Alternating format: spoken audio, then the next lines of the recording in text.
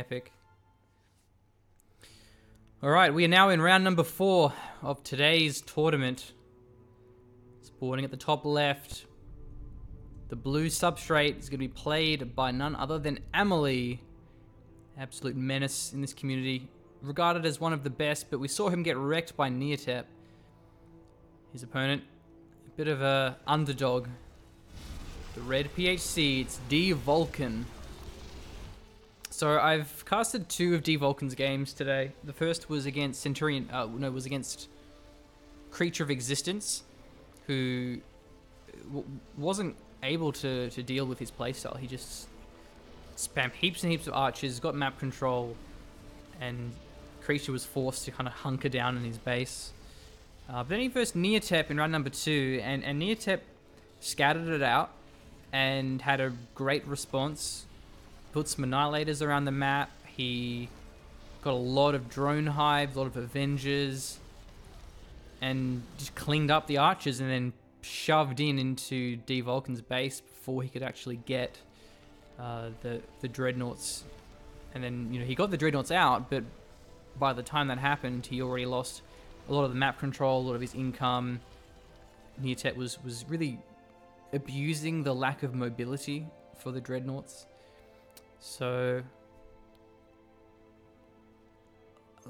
let's see how Vulkan can play this, because I hope he's able to be as flexible as Amelie, and he hasn't shown his flexibility in terms of adapting, changing his composition, changing his strategy. I think he has more of a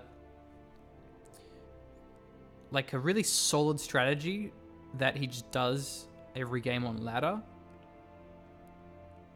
But when you're playing in tournaments, it's not quite so simple. In tournaments, people know what to expect more. The caliber of players is generally a lot higher, so they'll know the right responses. That's where flexibility comes in really handy. That's something that we see from players like Neotep. Amelie certainly is a rather flexible player. I mean, he has his own typical play styles. Like, he really likes going the air rampages. I mean, part of the reason because they were just so damn powerful, and they have been nerfed now, but I think we're going to see a lot of them still. It's a great map for the air rampages, and D-Vulkan's playstyle is just so vulnerable to it. Archers are very fragile. They get killed by the rampages very early on. I just hope we see enough Atlas mixed in. I hope we see a lot of Furies early enough to contest the sky, or at least just static defense. Static defense has been buffed, anti-air defense at least. So those are really powerful. You have a few constables around, especially if you upgrade them to either the Falcon or the Air Eliminator. Both are going to give you such a massive damage boost. It's going to make it really hard for the rampages to get any work done.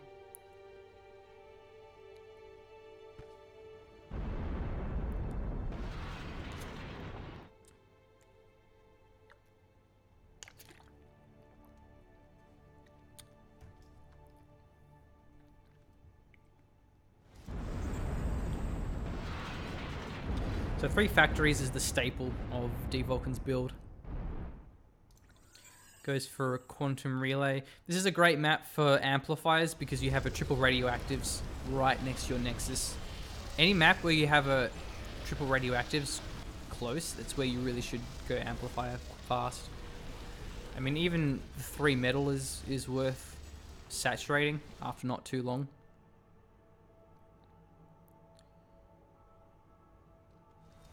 Fourth factory, jeez. Yeah, 4th factory rather than an armory. That's maybe where I would draw the line. I think the 3 factory is pretty cool. The 4th factory is maybe a bit overboard. That's where you really want to start getting cruisers. The factories are cheap though, so just building the factory is only worth about 3 frigates, but it's handy to have it to transition back into, but if you just neglect cruisers, you can really get punished by like a pretty brutal timing push of a whole bunch of drone hives, a whole bunch of Avengers. Now, I don't think Amelie's done any scouting so far though. There's a lot of martyrs, which is good against his archers. He's got a gateway, so that will unlock the air rampager. That being said, no scouting either from D-Vulkan. Yeah, Martyrs versus the Archers. This should be an easy fight for the Martyrs. So they actually get spread out because they were trying to capture the middle region rather than trying to fight. That's the issue there, is if you order your units to capture the region, they don't prioritize attacking over capturing. So that's why I normally A-click on the region.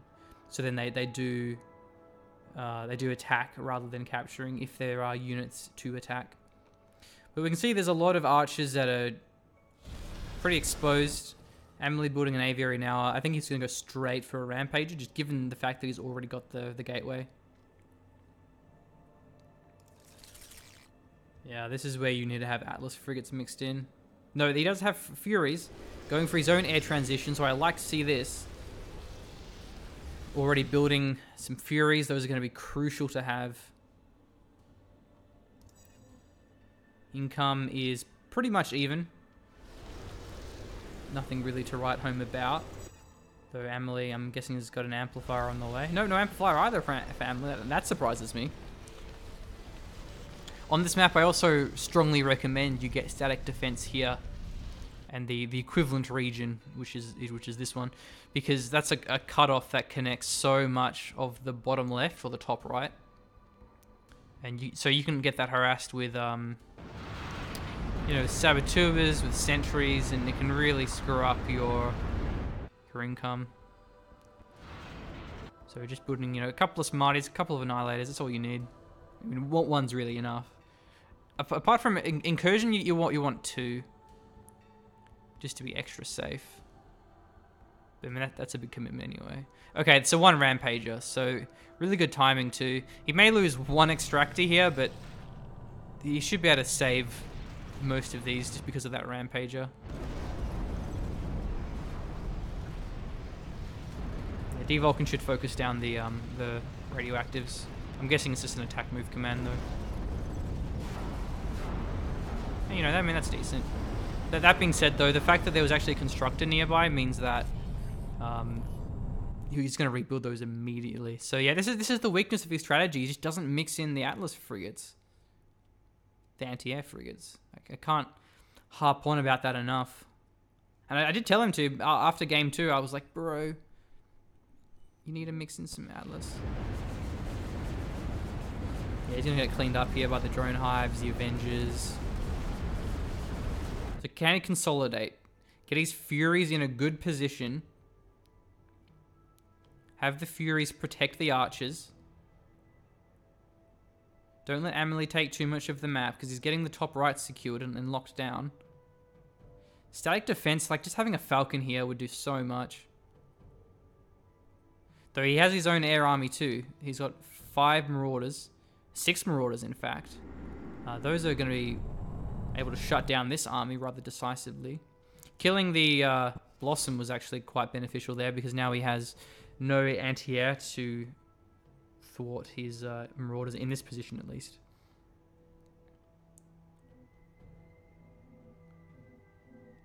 Okay, we are seeing the Archers push up the top, but I think we're going to just see a Rampager swoop in to clean those up. Yeah, there's already Rampagers in the area. Now these Marauders though, they're going to clean this army up. This is a pretty costly army. It's a lot of cruisers there. He should focus down the drone hives first though. Here come the Dominators. So maybe he will be able to clear these out, but Fury's plentiful to contest the sky.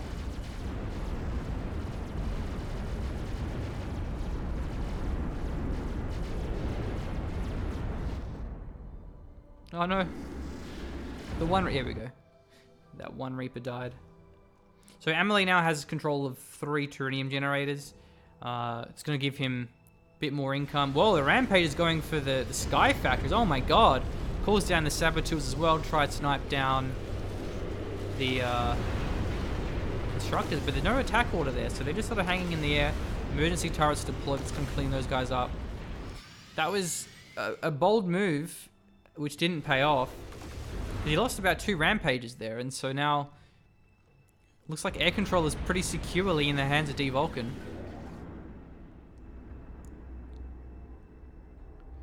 But this Turanium income is significant. Oh, upgrading a Starburst Oh, man. If D-Vulkan went in, he would have wrecked face. That's all his production as well, but didn't have the vision, so didn't know that was upgrading. But now that once that finishes, he can't really attack that area, or at least he will suffer great losses if he does so. D-Vulkan needs to focus these terrain generators, like now. Yeah, I think he's going for it finally. Bottom left one as well isn't secured, though he will be doing so now with his Marauders, so really important. You can't neglect those Tyrannium, whether it's for the income or whether it's just for the actual the VPs, because Tyrannium gives you 10% bonus resources too. So this is really good. It's going to clean up the Constructor's going to capture this one, going to do a fair bit of damage here as well. D-Vulkan's looking pretty strong, just because he has just so much of air superiority. I don't know how much aviaries there are. I only see 2 aviaries. It's not enough to contest the 4 air unit production. Now, Tormentors are really good against the archers. Yeah, this is a bit of a throwaway here.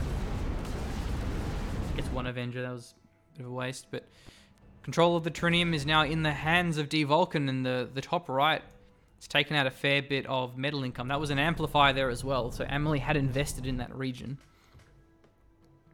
I do like, though, how Amelie is committing to upgraded air defense. Just needs something over here. But apart from that, the middle has a starburst. There's a starburst up here as well. So these Marauders really have to be careful. They can probably just collapse upon it, but like it would be costly. Yeah, this is really good. 2 pulverizers. They're defenseless against these Marauders. A lot of Sky Cleansers are going to be important too.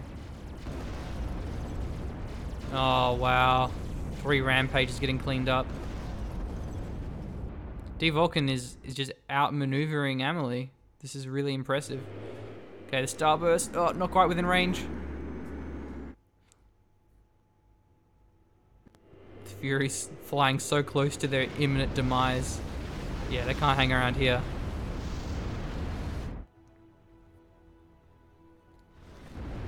Man, there's so many Marauders. Oh my god. Okay, the Starburst, though, is within range. Yeah, he has to disengage from this one, but the army is moved out of position. There's still a lot of Sky Cleansers mixed in, so it would be costly engaging it. Air Eliminator turret won't be completing here, but it doesn't actually matter. Decent ground army. What does D-Vulkan have? No Dreadnoughts, so this is the first time we've seen him neglect Dreadnoughts. He's just going for mass air units. I don't know if that's the right call here, because once Amelie gets a really consistent layout of anti-air, whether that's Starburst, whether that's just a bunch of mobile Sky Cleansers, the Marauders can't do much. So I think he's perhaps overcommitted, but that being said, he can probably crush this army. But then he can't really push his win any further. I'd like to see him go for a Dreadnought now. Or like even if he gets a lot of economy, which he actually is doing pretty decently at. Yeah, a lot of economy, and then just go straight for a Juggernaut. That might be a good option too. Straight for an Agamemnon. And then just stop building air units and just go like a bunch of Apollos or something for anti-air. Okay, keep an eye on these Sky Cleansers. Oh man, they're pretty far forward though. It uses the EMP as well. Amelie loses all of his energy. Dominators swoop in. The Furies were all shot out of the skies. The Air Marauders are defenseless. They've cleaned up the ground army, but they have to pull back to his defensive line. But there isn't a defensive line. There's no static defense whatsoever. Dominators, though, committing to this. Yeah, all of these Marauders are vulnerable. Free pickings. Trying to boost out some Constables now. Really should have had some preemptively. Especially, again, like a Falcon or Eliminator, because he's lost so many Marauders that he shouldn't have. Oh, man. Focusing down the Sky Factory is nice. The Constable is not effective versus mass Dominators. That's why the Apollos and the Falcons are so crucial. But these reinforcements are getting picked off. That's the thing with air units. When you're relying so much on air units, is it's kind of flimsy.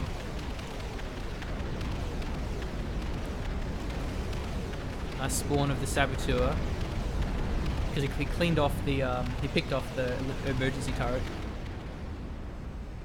He's going to actually capture this region too. Do we have another emergency turret available? Maybe just build a Smarty, because given that he has so many engineers. D-Vulkan still has most of the trinium generators though, and his income is still higher, but... Depends what Amelie's going for. If he has a Dreadnought on the way, he's going to be in a great spot. I don't see one though. What about the Quanta income? +7 Quanta for Amelie. Oh, only +3.25 for D-Vulkan. And he has so much wasted resources. The problem is when you're relying on engineers for production, it means you're going to have a lot of inactive time. He needs to be putting more engineers, build some Dreadnoughts, spend your cash, build upgrades, so get like an Eliminator turret on his constables. It's so bad as PHC to be wasting resources like this. Even a Substrate, it's really punishing if you just float resources without actually spending it. Nice little cut off there with the saboteurs. They must be getting a bit expensive because he's used them a few times, but the Quanta income is really good. I like this little raiding party trying to take out the Starburst, but he won't be able to. That would have been good if he took that Starburst out. The Marauders could have swooped in. But I think the air control is going to be in the hands of Amelie now, given the delay in air production because he sniped those Sky Factories. The Dominator advantage is decent, but I think it's rather temporary because there still is only 2 aviaries producing Dominators. Okay, we see him consolidating this position. Double Falcon. Got an Eliminator turret as well. No way is an air army pushing here, but he needs to put some ground defense. Bottom left, likewise has some defenses, though it is only constables. It will be enough unless a big army of rampages shows up, and it looks like there's one there. Trying to upgrade a Falcon. Hopefully gets there in time. He's boosting with his engineer. So, really good play. Now, this is where building upgrades come in handy. They're pretty cheap in comparison to unit upgrades, and it makes a big difference. Like, just you get a few, 4 or 5 upgrades. It's about 500 Quanta, and all of a sudden, you have 50% more building health. A lot of Atlas frigates mixed in for anti-air. He's just... I don't like how he isn't transitioning into Dreadnoughts, let alone just even putting cruisers would be enough. Okay, this is a good fight though because of all the Atlas. Let alone just the Fury advantage that he has. So Vulkan has the sides, Amelie has the middle, but the middle is not secured and the corners are. Vulkan's also been pushing the sides. Amelie is really running out of territory, though his income is still pretty decent. Okay, that was an EMP pulse. But the Sky Cleanser is just doing so much damage. I think the Regenerate was actually used to match it. Yeah, those Sky Cleansers, with the support of that Regenerate, able to deter the Marauders. Forces them all off.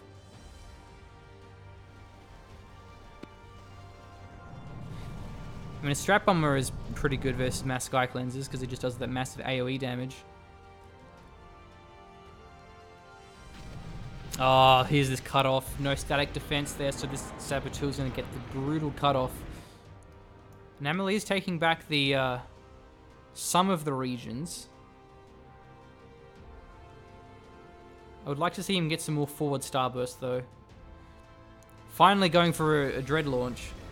Yeah, a Hyperion plus just a whole... Like, this many Atlas frigates plus 1 Hyperion. That's all that D-Vulkan needs to close this game.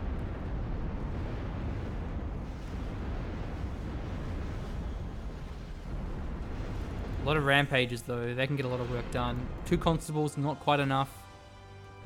Yeah, really brutal engagement there for the Dominators. The Atlas have a little bit of splash damage, so it's enough to splash Dominators out.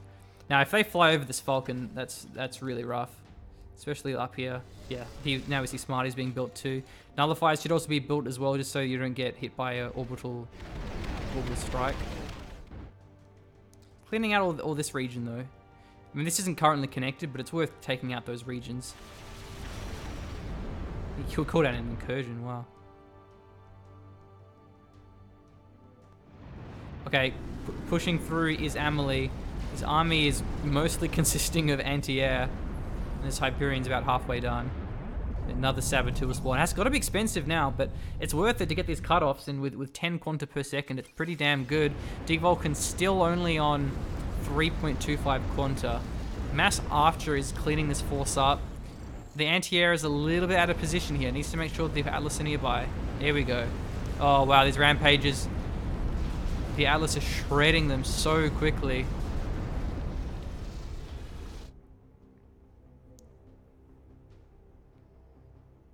The Hyperion has completed another Saboteur spawn. Oh my god. The Hyperion's on the field, and that's going to be an absolute beast. So long as he has jamming, and so long as he has Atlas. Now, Drone Hive isn't a threat just because of how much anti-drone power these Atlas cruisers have.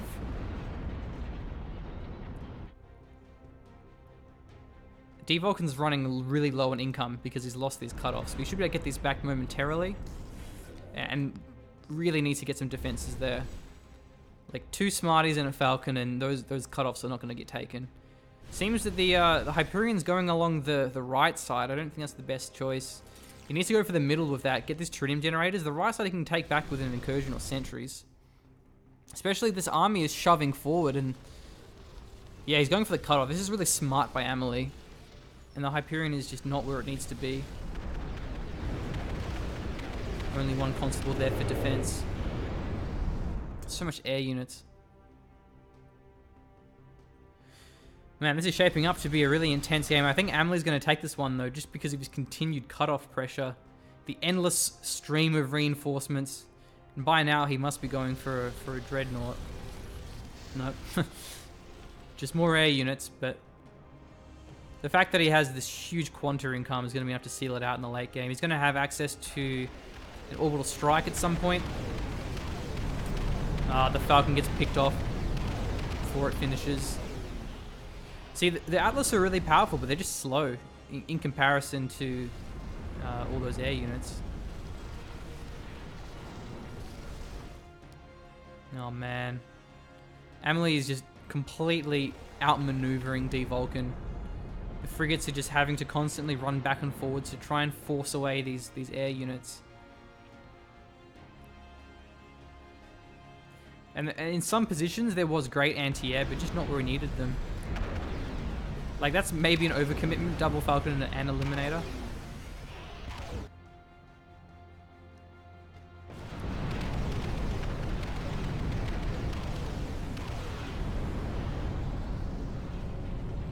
Though D-Vulkan is getting pretty close to a Terrenium victory.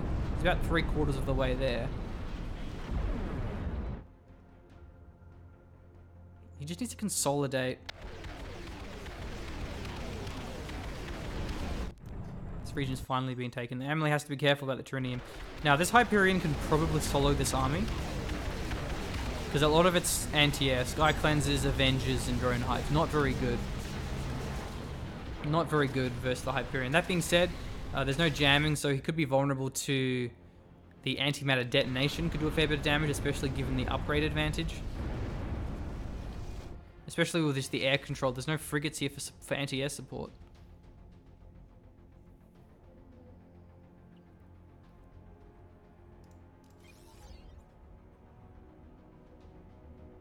He's still trying to build air units too. Maybe worth is just giving up on that. Okay, the left side's finally been taken back, but most of the extractors have been sniped. Still lacking radioactives as well.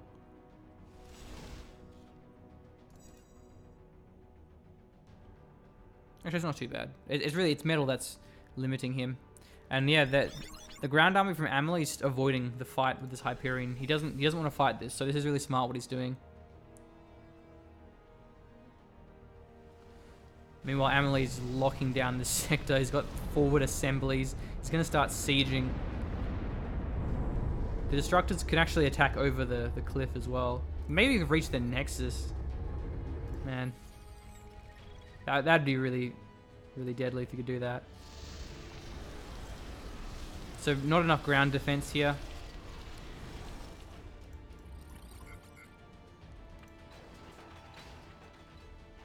D-Vulkan still hasn't built quantum relays. So quantum relays are relatively cheap on metal compared to radioactives. So they're a great way of burning excess radioactives. You just throw down a whole bunch of quantum relays.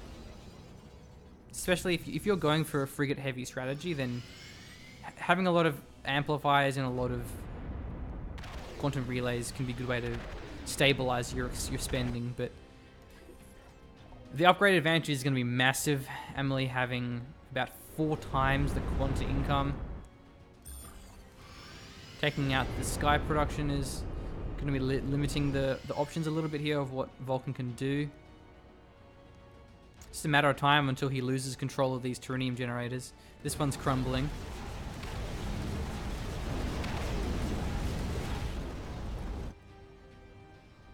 Amelie hasn't also fortified his own Turanium, which is probably a good idea, but he is building a Dreadnought now. Looks like we have a Retributor, or maybe, no, that's a Savager, so that's a good choice. That's the anti-Dreadnought Dreadnought, or the Dreadnought Killer, Dreadnought Destroyer, whatever you want to call it. And there's plenty of supporting units, anti-air frigates, cruisers, air units. That's all Amelie needs to do. He's also got the subspace streamer that unlocks the antimatter detonation, which is a deadly strike. Has the quanta for it as well. Okay, we're going to see the Atlases engaging the Rampages.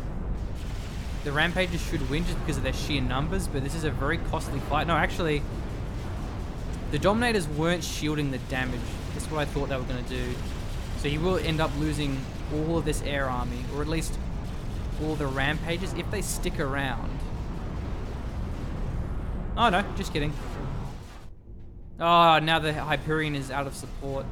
So yeah, there was a lot of Rampages. He probably has like a way bigger quantum upgrade advantage. Was the Hyperion now, so that's really the only saving grace that he had, was that Dreadnought.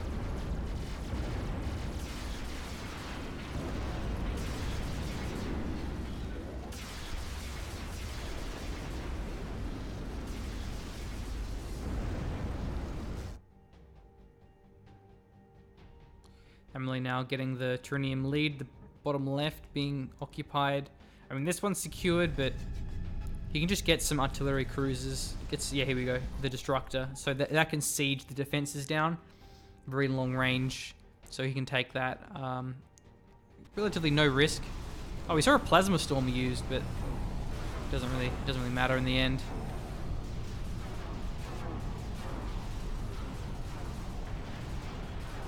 Takes a while to kill it because it has the regenerating hull, one of the upgrades you get when you level up the Hyperion. Down she goes. Another one almost done, but yeah, he's actually sieging the Nexus. Oh my god.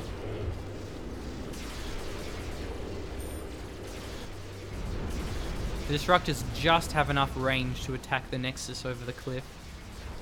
And he has plenty of anti-air support, so the Marauders haven't been able to take those out.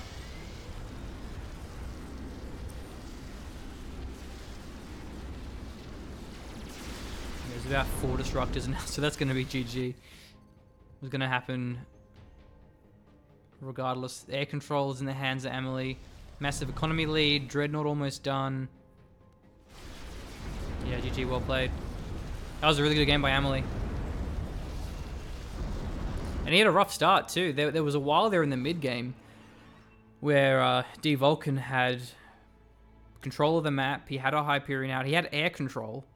And then, yeah, I think he just lost heaps of Marauders. Yeah, because he didn't have any static defense back home.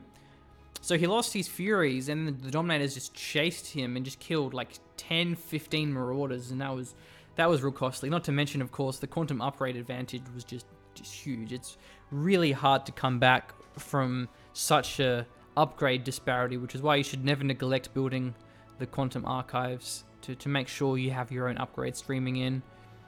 Pretty close economy, and yeah, Turanium was a factor there for Vulkan, but GG, well played.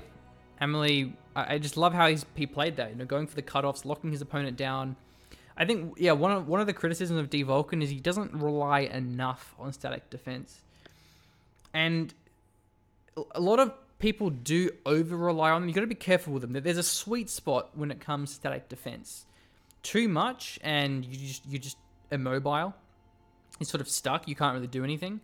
But not enough, and you can get picked apart very easily. Cutoffs can take you and ruin your income. Little run-bys can harass you. You got to have some, just a little bit, even on, well, especially on those cutoff regions, which is what really was, you know, the nail in the coffin. Was the lack of consolidation that allowed Amelie to keep ripping apart.